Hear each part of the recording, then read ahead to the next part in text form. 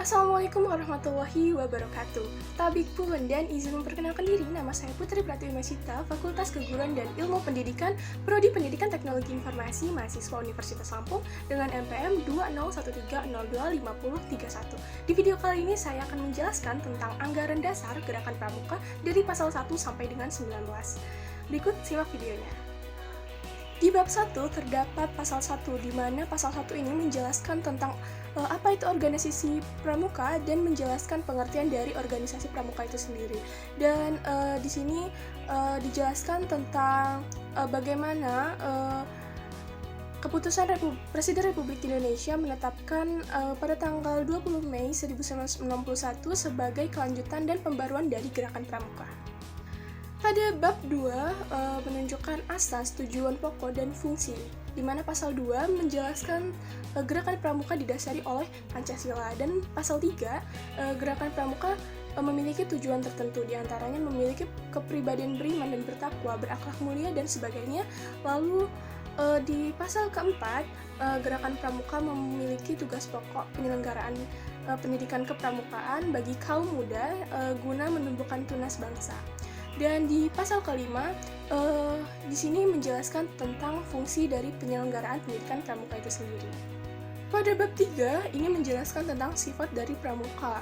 Dan di pasal 6, terdiri dari gerakan pramuka adalah organisasi pendidikan yang keanggotaannya bersifat sukarela. Dan gerakan pramuka juga bukan organisasi sosial politik, serta gerakan pramuka juga menjamin kemerdekaan tiap-tiap anggotanya. Pasal ke-7 menjelaskan tentang nilai kepramukaan, di mana di situ dijelaskan tentang bahwa kepramukaan mencangkup iman dan takwa, kecintaan terhadap alam, dan mencintai tanah air, serta kedisiplinan, serta keberanian, dan sebagainya. Di pasal 8 mencangkup prinsip dasar kepramukaan yang meliputi di mana iman dan takwa kepada Tuhan Yang Maha Esa, lalu melindungi terhadap bangsa dan tanah air, serta perlindungan terhadap diri pribadinya, lalu taat kepada kode kehormatan pramuka itu sendiri. Di pasal 9 dan pasal 10 ini menjelaskan tentang sistem emong, di mana pasal 8 itu menjelaskan tentang sistem emong, di mana dalam pelaksanaan pendidikan itu digunakan secara sistem emong, dan dijelaskan juga apa itu pengertian dari sistem emong dan tujuan dari sistem emong itu sendiri. Dan di pasal 10 itu penyelenggaraan pramuka dikemas dengan menggunakan kiasan dasar yang bersumber dari sejarah, perjuangan, dan budaya Indonesia. Di pasal 11 menjelaskan tentang metode kepramukaan, di mana belajarnya secara interaktif dan progresif dan dilaksanakan melalui pengalaman kode kehormatan, belajar sambil melakukan kegiatan berkelompok, kerjasama dan berkompetisi, lalu kegiatan menarik dan menantang, lalu kegiatan alam terbuka, kehadiran orang dewasa yang memberi bimbingan, lalu penghargaan, tanda kecakapan, lalu satuan terpisah antara putra dan putri. Dan semua ini dijelaskan sebagaimana maksud yang digunakan dalam sistem emong dan kiasan dasar. Pasal 12 di mana ini mencakup kode kehormatan pramuka, di mana ini menjelaskan tentang kode etik dan kode di mana dasar dharma gerakan pramuka itu sendiri. Di pasal 14 menjelaskan tentang jenjang pendidikan kepramukaan itu sendiri yang terdiri atas jenjang pendidikan siaga, penggalang, penggerak, dan penegak.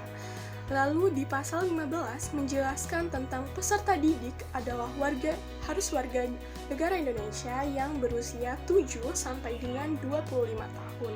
Serta peserta didik terdiri dari pramuka siaga, pramuka penggalang, pramuka penegak, dan pramuka pendega. Pasal 16 menjelaskan tentang tenaga pendidik dalam pendidik pramukaan terdiri dari pembina pramuka, pelatih pembina pramuka, lalu pamong, satuan karya pramuka, dan instruktur, di mana tenaga pendidik harus memenuhi syarat standar tenaga pendidik dalam gerakan pramuka. Pasal 17 menjelaskan tentang pendidikan kepramukaan dilaksanakan dengan berdasarkan pada nilai dan kecakapan dalam upaya membentuk kepribadian peserta didik. Dan kurikulum pendidikan kepramukaan disusun sebagaimana jenjang pendidikan pramukaan yang harus memenuhi persyaratan standar. Pada pasal 18 menjelaskan tentang satuan pendidikan kepramukaan yang terdiri atas gugus depan dan pusat pendidikan dan pelatihan. Lalu pendidik kepramukaan yang mencakup keterampilan khusus untuk pramuka penegak dan pramuka pendega dilaksanakan oleh satuan karya pramuka. Lalu di pasal 19 gugus depan menjelaskan tentang apa itu gugus depan dan meliputi berbasis satuan pendidikan dan satuan berbasis komunitas. Lalu gugus depan itu yang berbasis satuan pendidikan itu seperti apa, lalu yang berbasis komunitas itu seperti apa. Sekian video dari saya, mohon maaf apabila ada salah kata dan kepada Allah saya mohon ampun. Saya akhiri video ini. Wassalamualaikum warahmatullahi wabarakatuh dan salam pramuka.